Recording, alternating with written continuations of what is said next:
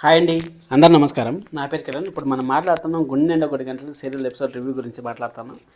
ఇంకా ఎన్ని రోజులు సార్? ఉగాది అయిపోయి కూడా 10 రోజులు అయిపోతా ఉంది. మంగళవారం ఎపిసోడ్లో అయితే ఉగాది ఎపిసోడ్ అయితే టెలికాస్ట్ చేయబోతున్నారు. ఇలాంటి చిన్న చిన్న మిస్టేక్స్ ఇప్పుడు శ్రీరామనవమి కూడా అయిపోయింది. కొన్ని సీరియల్ చూసుకున్నామంటే శ్రీరామనవమి ఎపిసోడ్ కోసం కొన్ని ఎపిసోడ్లు లేపేసి మరీ చేస్తూ ఉంటారు. ఉగాది ఫస్టే చేసేసి మళ్ళీ ఈ కథలు కహానీలు అంతా పెట్టింటే బాగుండేదని నాకు అనిపించింది. మీకు ఎలా అనిపించిందో కామెంట్ చేయండి. ఎందుకంటే ఉగాది అయిపోయిన తర్వాత ఉగాది ఎప్పుడో 10 రోజులు అయిపోతుంది. ఇంకా మనకు ఉగాది అనేసి ఎలా ఉంటుంది చెప్పండి? అవంతా కొంచెం కొంచెం చూసుకుంటా అంటే బాగుంటుంది. సీరియల్ అనేది లాజిక్ ఎలా ఉండదు. లాజిక్ లేకపోయినా కానీ మళ్ళీ ఈ విధంగానే చేస్తే బాగుండదు అనేసి నా ఒపీనియన్. అంతే. సరే అనేసి నేను ఆల్రెడీ నిన్న సండే అనాలిసిస్లో చెప్పాను. సండే ఏం చెప్పానంటే అప్కమింగ్ ఎపిసోడ్స్లో మన మీనాకైతే మాటలు ఉండవు అని చెప్పేసి అన్నాను. మాటలు లేవు అక్కడ. ఓన్లీ రోహిణి, మలేషియా మామయ్య, బాలు వీళ్ళ ముగ్గురు మధ్య మాటలు ఉంటాయని చెప్పేసి అన్నాను.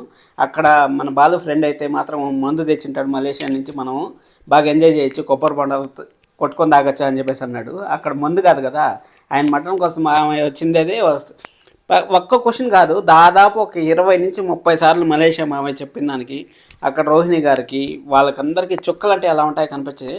అక్కడ కొన్ని సీన్లలో బాలు లేడు. ఒకటి రోహిణి వాళ్ళ నాన్న చనిపోయారు అని చెప్పేసి అన్నారు.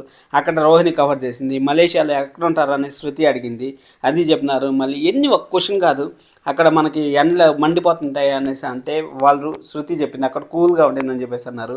ఎటు నుంచి వచ్చారంటే బస్సులో వచ్చారన్నారు, ఇందాక కార్లో వచ్చారన్నారు. ఒక క్వశ్చన్ కాదు, ఈ విధంగా 100 క్వశ్చన్లు ఒకేసారి వేసేసి ఏదో అట్టే ఎపిసోడ్ని ఇరికిచ్చేస్తే ఎలా ఉంటుంది చెప్పండి?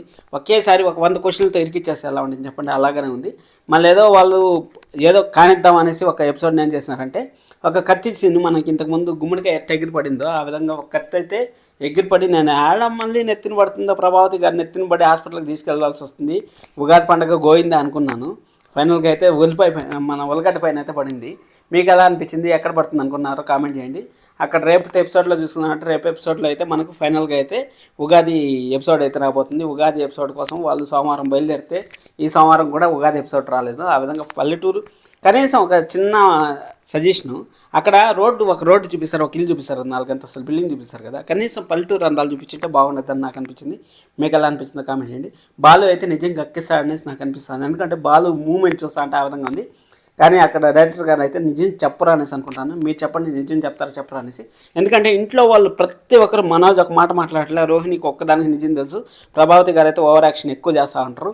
ఇంకా బాలు ఒక్కడే ఎలాగైనా నిజం కక్కించాలి, మలేషియా నుంచి వచ్చినట్టు కాదు మటన్ కోస్తులో పనిచేస్తా ఉన్నట్టు అనేసి బాలుకి ఒక్కడికే అర్థమవుతుంది. బాలు ఒక్కడే ఏం చేయగలడు, అది ఏం చేయలేడు. కాబట్టి దానికోసం వాళ్ళ అమ్మగారు అయితే బాలు నోరు మూసేస్తారు. కాబట్టి అప్కమింగ్ ఎపిసోడ్స్ అయితే ఇంట్రెస్ట్గా ఉండబోతున్నాయి. సబ్స్క్రైబ్ చేసుకుని మరిన్ని మాట్లాడుకుందాం.